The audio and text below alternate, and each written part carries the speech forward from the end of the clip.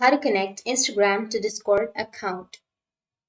So if you want to connect Instagram to your Discord account, then what you need to do is first you just need to simply open up your Discord. You can go with your browser or you can go with the application.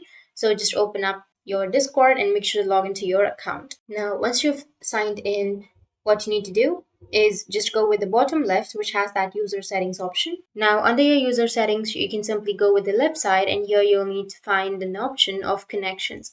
Click on connections, and under connections, here you will have all of the accounts that you would like to add to your profile.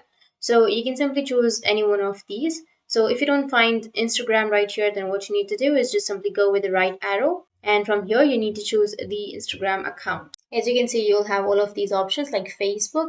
You may also have the Instagram option, but in my case or in my region, it's not available. But if it's available in your region to add the Instagram account, then you can simply go ahead and click on the Instagram and it will take you to the Instagram login page. And after that, you can log into your Instagram on your Discord and it will be connected. So that's how you can connect your Instagram to your Discord account. And if you have any questions, feel free to comment below. Thanks for watching.